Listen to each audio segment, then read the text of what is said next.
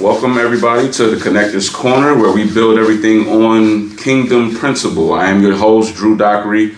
I am a business coach and an author, and I help sales pros and entrepreneurs not leave money on the table by doing three simple things. Number one is monetizing your relationships. Number two is growing your networks. And number three is making proper connections. Like I said, I'm an author. I just wrote my first book for you guys. It's called The Connectors Handbook. You deserve to have it in your repertoire while you're moving and grooving in those wombs of greatness. So today, we're going to talk about something that we brought up in our last discussion. It was considering the mastermind. So I guess today, Power of the Mastermind would be the title of this.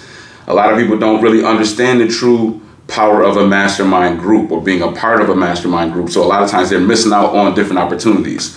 The whole mastermind concept, as far as I know, it could be way farther than that. I've seen it operate, throughout history plenty of times. I mean, like I've said in plenty of podcasts before, I'm a nerd. So history is definitely one of the things I check out, especially when it comes to business. But Napoleon Hill, he wrote the book called Think and Grow Rich. Think and Grow Rich was written in the early 1900s. And he talked about the power of having a mastermind group. He discussed it in the form of basically being able to have people that you can bounce ideas off of and connect with to create one unified or mastermind. So a number of different people who have different skill sets, they all come together for one purpose, and they create what he called a mastermind. So today, we'll fast forward maybe, let's say 100 years for the sake of numbers, and we use the term mastermind for a think tank almost, like a group of people who are coming together from different fields of business or different professions all together, and we pretty much share ideas. We do some training, we do some talks about different things that are helping us in business. And the host of the mastermind, typically he'll be a business professional of some sort who has a certain level of expertise. And he teaches everybody in the group those things. And you can connect with other people in the group and network through them to make more money and do business. So Napoleon Hill was talking about the mastermind being key because it started with just two people. He was given an example of a husband and wife. They are the most powerful mastermind. They are the first mastermind. Now, outside of that, you have, let's say, a husband and wife coming together. They have an idea. They work together to complete that idea. As they're building, they start to connect with other people from different professions. And as a business grows, you'll know that you need people who are of a different background. So you're going to need a CPA. You're going to need a media person. You're going to need a marketing person. You're going to need a person who runs the numbers, who's dealing with the treasury of the business. You're going to have a person who's going to deal with the taxes. So it's a bunch of different pieces that you're definitely going to need when it comes to building your business. I think in the book, he talked about one guy. I'll give you two examples. The first example was Henry Ford. He created the assembly line for cars. So for Ford Motor Company, he created the assembly line. That was the first car that was quote unquote made. I found out there was other cars made before that, but nobody took it to the level that he was able to do it. And he did it that way because he was able to mass produce.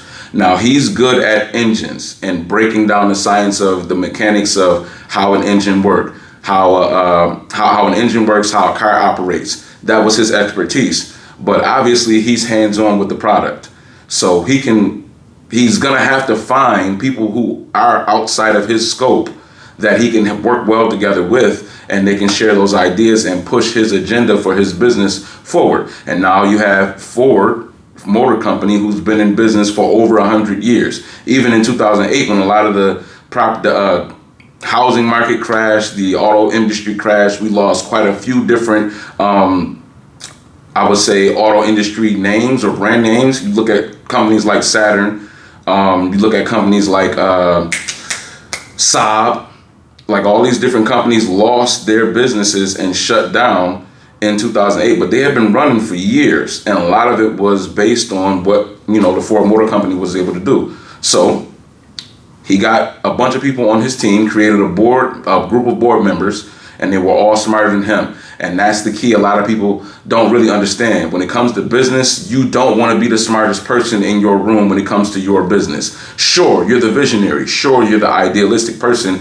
or the number one, the top dog, the CEO, whatever. But the thing is, you want to make sure that you have people in that same room that are smarter than you, that know more than you in different areas, and they have a different area of expertise. And that's what took Ford Motor Company into the billions, because they created something through their mastermind coming together. That they created something that wasn't typically used to manufacture vehicles, and they were able to mass produce and ship their vehicles around the world. So the second, obviously, well, to me, I know if you talk to me at any time, you would know one of my favorite stories is Andrew Carnegie's story when he sold his steel company, and the person who engineered the deal, because I told you if my job had a position or a title, if my job or my business for what I do was titled, it would be me being a deal engineer. That's what I do. I engineer deals between people and services. So JP Morgan was the best example of that. He had a lot of money, but he wasn't putting his money up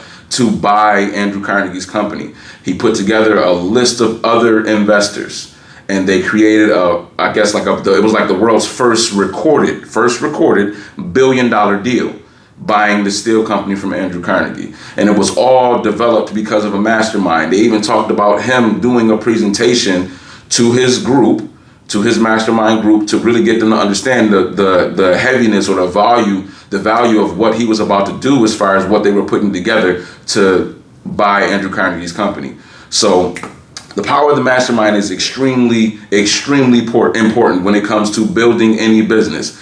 No man is an island. That's what my grandfather used to tell me all the time, or tell my dad. He used to tell my dad all the time, no man is an island. So it's impossible to do anything by yourself, strictly by yourself, and not have a team to help you grow that thing. Sure, you'll have certain success and it'll get to a certain point, but at a certain point, you're going to need somebody better than you, smarter than you, sharper than you, and other subjects that, are uncovered when it comes to your business. So the goal is to create that mastermind alliance, and I'm quite sure you'll see success very soon in your future, because that speeds up your process.